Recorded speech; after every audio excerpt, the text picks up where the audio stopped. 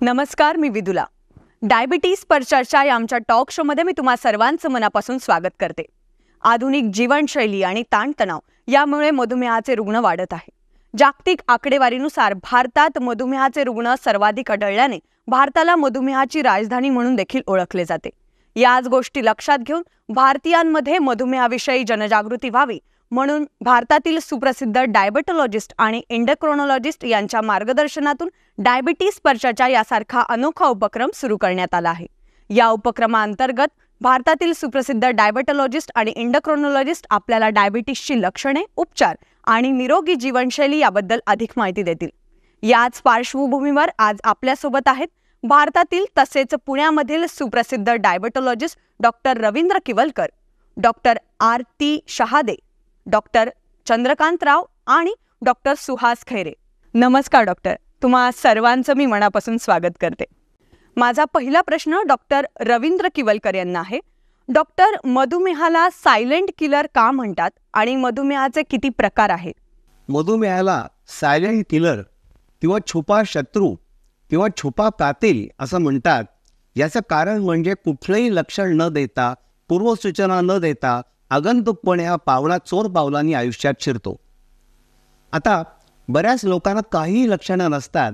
एम्प्लॉयमेंटच्या वेळेला किंवा इन्शुरन्सच्या वेळेला अचानक कळतं, अरे बापरे शुगर 400 आहे, पण लक्षणं काही नाहीत. तसंच काही वेळेला तर हृदयविकाराचा तीव्र झटका आल्यावर पेशंट ॲडमिट होतो आणि त्यावेळेला कळतं, अरे बापरे या माणसाची शुगर 400 आहे, लक्षणं काहीही नाहीत. त्यामुळे मधुमेहाला सायलेंट किलर असं म्हणतात. याचबरोबरचा दुसरा सायलेंट किलर म्हणजे रक्तदाब. तर रक्तदाब आणि मधुमेह हे मेहून जोडीनं येतं आणि हृदयविकाराची अक्षत देऊन जातं. आता टाईप्स कोणते? तर टाईप 1 म्हणजे ज्याला पूर्वी जुवेनाईल डायबिटीस म्हणायचे. यामध्ये अंगामध्ये इन्शुलिन तयारच होत नाही. काय होतं, एखादं व्हायरल इन्फेक्शन किंवा ऑटो इम्युन डिसीज म्हणतात, म्हणजे शरीरातल्याच काही पेशी बीटा सेलच्या विरुद्ध बंड पुकारतात आणि त्यामुळे बीटा सेलचा नाश होतो, इन्शुलिन तयार होत नाही. या लोकांना असं म्हणतात, they require insulin for survival. दुसरा टाईप 2 डायबिटीस म्हणजे आपण नेहमी पाहतो, अतिरिक्त कॅलरी सेवन, बैठक काम, व्यायामाचा अभाव, असे लोक जाड होतात. अशा स्थूल लोकांमध्ये इन्शुलिनची कार्यक्षमता कमी होते. ही कमी झालेली कार्यक्षमता त्यामुळे पॅनक्रियाज ओव्हरटाईम करतं, खूप काम करतं आणि शेवटी थकून जातं. थकून गेल्यावर इन्शुलिनचं सिक्रेशन कमी होतं. तिसरा प्रकार म्हणजे जेस्टेशनल डायबिटीस, गर्भारपणातला मधुमेह. आता यामध्ये काय होतं की बऱ्याच मुली ज्यांच्या आईवडिलांना डायबिटीस आहे, त्यांना PCOD आहे, जाड आहेत, बैठक काम आहे, फास्ट फूड खातात, व्यायाम करत नाहीत, अशा मुलींना शिक्षण, करिअर यामुळे लग्न उशिरा होतं. माझा पुढचा प्रश्न डॉक्टर आरती शहादे यांना आहे. डॉक्टर, मधुमेहाचे कॉमन रिस्क फॅक्टर कुठले आहेत आणि कुठल्या प्रतिबंधात्मक चाचण्या करणं महत्त्वाचे आहे? त्याचबरोबर मधुमेह हा अनुवंशिक असतो का, याबद्दल तुम्ही काय सांगाल? एक आहार, विहार आणि विचार. आता आहारबद्दल जेवढं बोलू तेवढं कमी. तुम्हाला नीटनेटका आहार घेतल्याने आणि rather nutritious food in proper proportions आणि तुम्ही लठ्ठ न होऊ देणं हे सर्वात महत्त्वाची गोष्ट आहे. आता पुढचं आपण घेऊ विहार. विहार म्हणजे व्यायाम. व्यायाम हे तुम्हाला करणं अत्यावश्यक आहे. तुम्हाला 10वीमध्ये मार्क पाडणं किंवा 12वीमध्ये मार्क पाडणं केवढं महत्त्वाचं आहे, किंबहुना त्याच्यापेक्षाही महत्त्वाचं तुम्हाला खेळ खेळणं, आणि ते पण सगळे मैदानी खेळ. म्हणजे तुम्हाला पळता यायला पाहिजे, स्विम करता यायला पाहिजे, सायकलिंग करता यायला पाहिजे. आणि तिसरं आलं विचाराचं. तुम्हाला ताणतणाव नको असेल तर मग तुमची शुगर पण येणार नाही किंवा किंबहुना कमी होती. मग ताणतणाव नको असेल तर त्या प्रकारचं जीवन जगणं हे तुम्हाला महत्त्वाचं असेल, राईट. आणि ते प्रत्येक माणसाचं जीवन वेगळं असतं, त्याच्या आवडीनिवडी वेगळे असतात, त्यांचे गोल्स वेगळे असतात. त्या हिशोबाने तुम्ही तुमचं जीवन आखलं पाहिजे आणि तुम्ही ताणतणाव विरहित असं म्हणता येणार नाही, पण कमी असलेलं जीवन जगलं पाहिजे. माझा यानंतरचा प्रश्न डॉक्टर चंद्रकांतराव यांना आहे. डॉक्टर, मधुमेहाच्या चाचण्या कुठल्या असतात याबद्दल तुम्ही काय सांगाल? त्याचबरोबर मधुमेहाच्या चाचण्या आपण घरच्या घरी करू शकतो का आणि रक्तातील साखरेची पातळी नियमित तपासणं गरजेचं असतं का? एक डॉक्टर म्हणून तुम्ही याबद्दल काय सल्ला द्याल? सो HbA1c आपल्याला माहीत असेल, शुगर 24 तास असतो शरीरात, दिवसभर रात्रभर शुगर असतो. तर सगळ्यांचा हिशोब म्हणजे सरासरी म्हणजे HbA1c हा आम्ही म्हणतो की डायबिटीसचा हा सर्वात महत्त्वाचा टेस्ट आहे. दर 4 महिन्यात एकदा आम्ही डायबिटीस पेशंट्सना करायला सांगतो. अजून ह्याच्यामध्ये एक नवीन मॉडर्न डेव्हलपमेंट आपण असं म्हणतो, ती आहे सेन्सर बेस्ड मॉनिटरिंग. ते कंटिन्युअस ग्लुकोज मॉनिटरिंग सिस्टीम म्हणतो आम्ही, आणि ती आपली शुगर एव्हरी मिनिट चेक करतं. फॉर 14 डेजचा आम्ही युजली डेटा काढून त्याच्यावर इनडेप्थ ॲनालिसिस होतो आणि त्याच्यावर ट्रीटमेंटमध्ये आम्ही बरेच मॉडिफिकेशन्स करू शकतो. दुसरा प्रश्न जे होता की घरी चाचण्या करू शकतो का? येस, ॲक्च्युली आता नवीन जे ग्लुकोमीटर्स आलेले आहेत, जे शुगर घरी चेक करतो आपण, हे खूप ॲक्युरेट झालेले आहेत. सो सगळ्यांनी ह्याचा वापर करायला पाहिजे आयडियली. जसं सरांनी सांगितलं की डायबिटीज हा सायलेंट असतो, बरेच वर्ष सायलेंट असतो. शुगर 100 आहे का 300 आहे फरक जाणवत नाही पेशंटना. तो चेक केल्याशिवाय टेस्ट होत नाही. मी उदाहरण देतो पेशंटना की डोळे बंद करून गाडी चालवण्यासारखं आहे, बिना चेक करून ट्रीटमेंट आपण नाही करू शकत. तर चेक करून ट्रीटमेंट करावा. माझा पुढचा प्रश्न डॉक्टर सुहास खैरे यांना आहे. डॉक्टर, एक मधुमेही रुग्ण निरोगी जीवनशैली जगू शकतो का आणि कॉम्प्लिकेशन्स कसे टाळू शकतात? त्याचबरोबर असं म्हटलं जातं की शारीरिक हालचाल न करणं आणि ताणतणाव यामुळे मधुमेह वाढतो. याबद्दल तुम्ही डॉक्टर म्हणून काय सल्ला द्याल? फिजिकल ॲक्टिव्हिटी किंवा शारीरिक व्यायाम आणि स्ट्रेसचा डायबिटीस मॅनेजमेंटमध्ये काय रोल आहे ते आपण थोडं माहिती जाणून घेऊया. सो बऱ्याच गाईडलाईन्स आहेत फिजिकल ॲक्टिव्हिटीबद्दल. अमेरिकन डायबेटिक असोसिएशनची गाईडलाईन आहे की 150 मिनिट हा शारीरिक मॉडरेट इंटेन्सिटीचा व्यायाम आपण 7 दिवसामध्ये केला पाहिजे आणि तो 3 दिवसामध्ये स्प्रेड केला पाहिजे आणि 48 आवर त्यामध्ये डिस्टन्स नको आहे 2 व्यायामांमधलं. अजून असं फिजिकल ॲक्टिव्हिटीचा काय इम्पॉर्टंट रोल आहे डायबिटीस मॅनेजमेंटमध्ये? कारण जे इन्सुलिन असतं, इन्सुलिन सेन्सिटिव्हिटी वाढवण्यामध्ये फिजिकल ॲक्टिव्हिटीचा महत्त्वाचा रोल आहे. कारण जे इन्सुलिन आहे ते कीसारखं काम करतं. आपली ब्लड शुगर ही ब्लडमधून मसलमध्ये किंवा लिव्हरमध्ये पोहोचवण्यासाठी इन्सुलिन हे गरजेचं असतं आणि फिजिकल ॲक्टिव्हिटी ही सेन्सिटिव्हिटी वाढवते. म्हणून फिजिकल ॲक्टिव्हिटी इज मस्ट. आणि आजकालच्या दैनंदिन जीवनामध्ये आपण बघतो की आपली सिडेंटरी लाईफस्टाईल खूप आहे, बैठं काम आहे, त्यामुळं फिजिकल ॲक्टिव्हिटी ही खूप कमी होताना दिसते. स्ट्रेसचा रोल पाहिला तर स्ट्रेस ही बऱ्याच वेळेचं प्रेसिपिटेटिंग इव्हेंट ठरतो डायबिटीसमध्ये. आणि अजून कंट्रोलमध्ये पण स्ट्रेस जर आपल्याला जास्त असेल तर डायबिटीस कंट्रोल करणं खूप बऱ्याच वेळा अवघड बनून बसतो. त्यामुळे स्ट्रेस कंट्रोल डेफिनेटली हे खूप चॅलेंज आहे सगळ्यांसाठीच, कारण stress is a part of our life. तो स्ट्रेस हा कमीत कमी ठेवण्याचा आपण प्रयत्न केला पाहिजे. त्यासाठी तुम्ही एखादी छान हॉबी जॉईन करू शकता.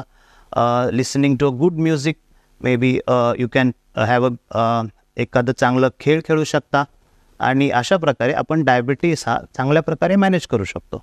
माझा पुढचा प्रश्न डॉक्टर रवींद्र किवलकर यांना आहे. डॉक्टर, मधुमेह व्यवस्थापनामध्ये काही नवीनतम बदल झालेले आहेत का? त्याचबरोबर इन्सुलिनची काय भूमिका आहे आणि इन्सुलिन पंप वापरणं गरजेचंच आहे का? पूर्वी असं असायचं की 2 पेशंटचं HbA1c सारखं असलं तरी ते सारखे आहेत असं नाही. कारण त्याला मी म्हणतो ग्लायसेमिक व्हेरिएबिलिटी, म्हणजे शुगरची फ्लक्च्युएशन्स फार होणंही चांगलं नाही हृदयाच्या दृष्टीने. तर या सर्व दृष्टीने कंटिन्युअस ग्लुकोज मॉनिटरिंग ही फार मोठी आपल्या तंत्रज्ञानात प्रगती दिसते की ज्याच्यामुळे आपल्याला TIR म्हणजे टार्गेट इन रेंज हे आपल्याला कळतं. जर 70% वेळा जर रेंजमध्ये असेल शुगर तर अशा माणसांमध्ये कॉम्प्लिकेशन्स कमी होतात. पण आता खूप चांगल्या गोळ्या आल्यात ज्याने हायपोग्लायसेमिया होत नाही. ज्या गोळ्या पूर्वी असं असतं की आपण म्हणतो ना एका दगडात 2 पक्षी, तर एका दगडातच एका गोळीत 4-4 पक्ष्यांचा वेध घेतला जातो. म्हणजे रक्तदाब कमी होतो, वजन कमी होतं, किडनीला चांगले, हार्टला चांगले, अशा नवीन गोळ्या आल्या आहेत. एक SGLT2 इनिबिटर म्हणून एक नवीन ग्रुप आला आहे.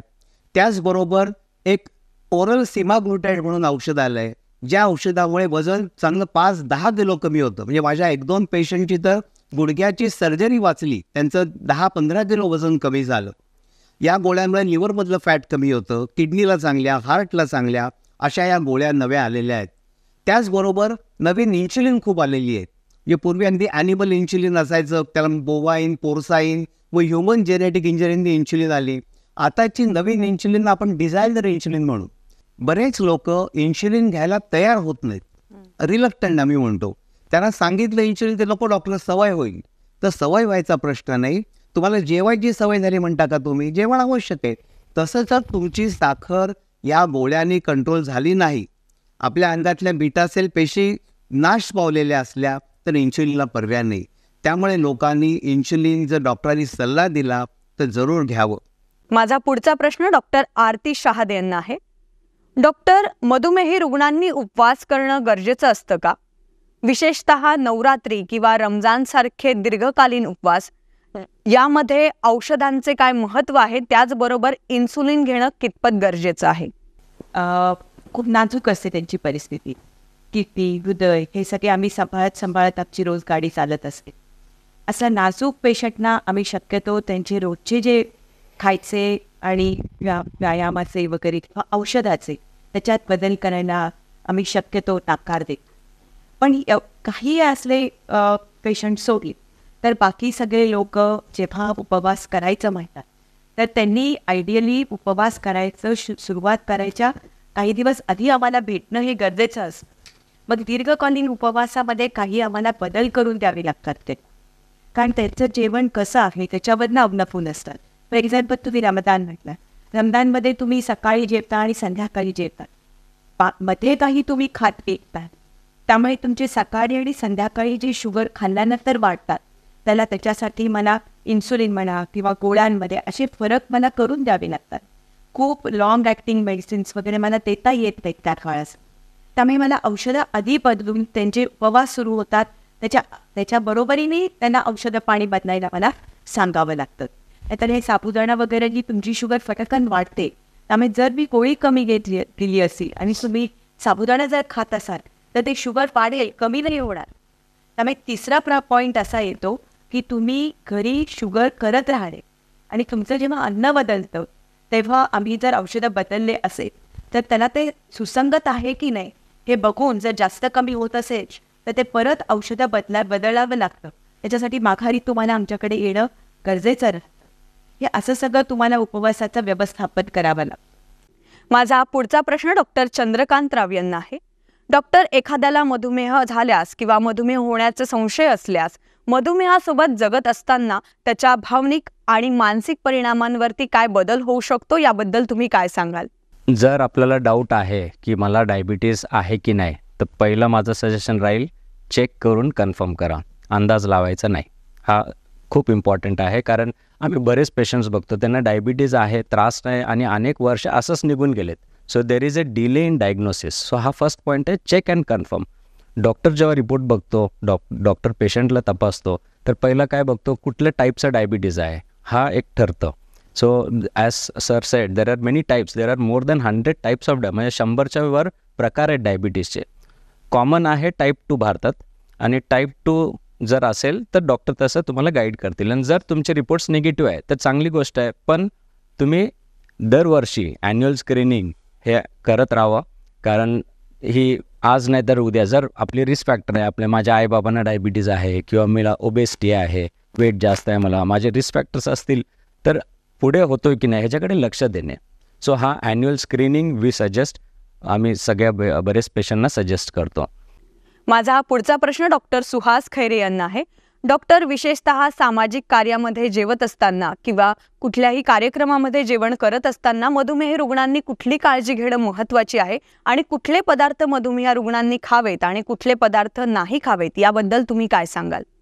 सो आपण डायबिटीसमध्ये जेव्हाही आपलं एक डाएट प्लॅन करतो किंवा एक आहार तक्ता म्हणतो आपण, किंवा कसं त्याचं प्लॅनिंग करायला पाहिजे, तर कॉमनली आपण जे पिष्टमय पदार्थ आहेत म्हणजे आपण त्याला कार्बोहायड्रेट्स म्हणतो, हे त्याचं प्रमाण कमी केलं पाहिजे. भारत आणि most of the south east Asia हे सगळे आपण नॉर्थपासून काश्मीरपासून कन्याकुमारीपर्यंत जा, सगळीकडे कार्बोहायड्रेट्सचं प्रमाण हे खूप जास्त आहे प्रत्येकाच्या जेवणात. सो आपण कार्बोहायड्रेट्सचं प्रमाण कमी केलं पाहिजे, प्रोटीनचं प्रमाण हे बऱ्यापैकी वाढवलं पाहिजे.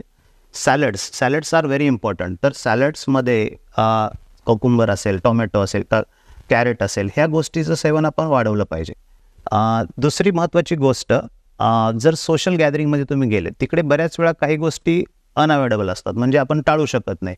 तर तिकडे यू कॅन हॅव, जर एक मोठा पीस असेल केकचा, सपोज बड्डेला गेले तर ते छोटा पीस तुम्ही घेऊ शकता.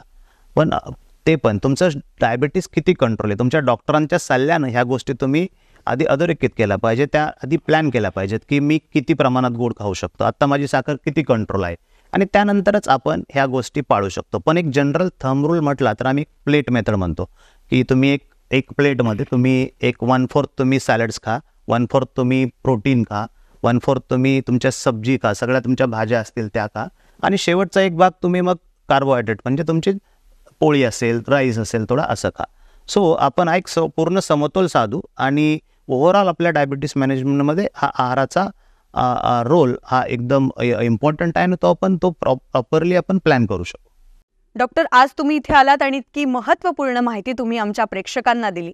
परंतु जाता जाता तुम्ही आमच्या प्रेक्षकांना मधुमेह व्यवस्थापनाबद्दल कुठला संदेश द्याल? डॉक्टर रवींद्र किवलकर. मधुमेहामध्ये हृदयविकार फार मोठ्या प्रमाणात आढळतो. तर हा टाळण्यासाठी मी एक सूत्र सांगितलं लोकांना, ABCDEFGH ऑफ मॅनेजमेंट. तर यामध्ये ए म्हणजे A1C. A1C 7च्या आत, ब्लड शुगर फास्टिंग 100, पोस्ट प्रँडियल 140, बी ब्लड प्रेशर 130-80च्या आत, सी कोलेस्ट्रॉल LDL कोलेस्ट्रॉल 100च्या आत, जर हार्टचा आजार असेल, हृदयविकार असेल तर 70च्या आत, डी डाएट, आता डॉक्टरांनी सांगितलं काय खावं काय नाही खावं, त्याचबरोबर low carbohydrate, low fat, high protein, high fibre आणि अशा प्रकारचा आहार घ्यावा. ई exercise, aerobic, strength training, resistance exercises, yoga, pranayama, meditation. F food care, जी आय थिंक त्याला आपण म्हणू गुरु, म्हणजे डॉक्टरला गुरु मानावा आणि जुन्या काळातल्या शिष्याप्रमाणे त्यांचे सगळं मार्गदर्शन आणि आज्ञा ऐकाव्यात. एच अर्थात सेन्स ऑफ ह्युमर, माणसाला विनोदबुद्धी पाहिजे, म्हणजे मधुमेहामध्ये जे नैराश्य येतं ते जाईल आणि तणावरहित आयुष्य घालवता येईल. आणि या सगळ्याबरोबर वजन आटोक्यात ठेवणे आणि शांत गाढ झोप पाहिजे, साऊंड स्लीप, यासुद्धा हा एक हल्ली नवा रिस्क फॅक्टर हृदयविकारासाठी म्हणतात. त्या सगळ्याचं नियोजन केलं तर आयुष्य छान जाईल. डॉक्टर आरती शहादे, तुम्ही आमच्या प्रेक्षकांना काय संदेश द्याल? डॉक्टर रवींद्र किवलकरांनी सांगितलं तसं ABCDEFGH पर्यंत. पण हे सगळं तुम्ही कराल जर तुम्हाला डायबिटीस आहे हे कळालं तर. तुम्हाला डायबिटीस आहे हे कळणार कसं? एक लक्षात घ्या, इथे बरेच लोकांना काही सिम्पटम्सच नसतात. In fact 90% of the patients do not have any symptoms. मग तुम्हाला तुमच्या आईवडिलांना असेल किंवा तुमच्या फॅमिली मेंबर्सना असेल तर तुम्हाला दरवर्षी स्क्रीनिंग करणं, शुगर्स तुमचे बघणं हे तुम्हाला गरजेचं राहील. मग तुम्हाला तुमचं डायग्नोसिस वेळेवर, आणि जे वेळेवर किंवा लवकर डायग्नोसिस होतो त्या माणसाला कॉम्प्लिकेशन्स उशिरा होतात, because will be able to tackle them better, right? So एक लक्षात ठेवा, 90% लोकांना काहीही सिम्पटम्स नसतात आणि हे तुम्ही टेस्ट करूनच तुम्हाला कळेल.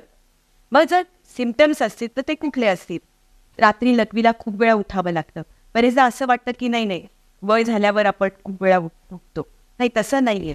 तुम्ही जर जास्त वेळा जात असाल तर तुम्ही तुमची ब्लड शुगर करणं हे गरजेचं असेल. डॉक्टर चंद्रकांतराव, तुम्ही आमच्या प्रेक्षकांना जाता जाता काय संदेश द्याल? सो फर्स्ट माझा मेसेज राहील, enjoy life with diabetes. Negatively घेऊ नका. मॉडर्न थेरपी एवढं चांगलं आहे की सगळे डायबिटीसचे प्रॉब्लेम्स टाळता येतात. औषधं गेले 10-15 वर्षात खूप चांगले नवीन पण आलेले आहेत. हा एक भाग. अपडेट करा, आपलं नॉलेज वाढवत राहा. The person who learns the most about diabetes, understands diabetes, lives the longest. हे 100 वर्षाआधी डॉक्टर जॉसलिननी सांगितलेलं आहे. सो नॉलेज हा खूप महत्त्वाचा आहे. Right knowledge from right source हा खूप महत्त्वाचा आहे. 6 पिलर्स ऑफ डायबिटीस मी म्हणणार, जे आपलं ट्रीटमेंट, ज्याच्यावर सक्सेस ऑफ ट्रीटमेंट उभा राहतं. Diet, exercise, regular monitoring, checking, औषधं, जेवढे गरज आहे तेवढेच औषधं, अवॉइड स्मोकिंग अँड टोबॅको, कारण स्मोकिंगनी हार्ट अटॅकचे रिस्क 5 पट वाढतं डायबिटीसमध्ये. And lastly good information, avoid traps of social media. So this are the 6 pillars that I would suggest. आणि डॉक्टर सुहास खैरे, तुम्ही जाता जाता आमच्या प्रेक्षकांना काय संदेश द्याल? आय थिंक आता आपण सगळ्यांनी एवढं डिस्कस केलं आहे की डायबिटीस मॅनेजमेंटबद्दल. तर मी एक कॉम्प्लिकेशन चेकिंग, सो आपण कॉम्प्लिकेशन कसे अवॉइड करू त्याबद्दल रेग्युलर फॉलोअप करणं खूप गरजेचं आहे. बऱ्याच वेळा पेशंट हे रेग्युलर फॉलोअप करत नाहीत आणि तुमच्या डॉक्टरने सांगितलेले जे कॉम्प्लिकेशनचे टेस्ट असतात त्या रेग्युलर फॉलोअपमध्ये आपल्याला समजतात. त्यामुळं जसं काही किडनी डॅमेज होते, डोळ्यांवरती त्याचा प्रभाव पडतोय किंवा फूट वरती डायबेटिक फूट होऊन पेशंट आपल्याबरोबर येतात.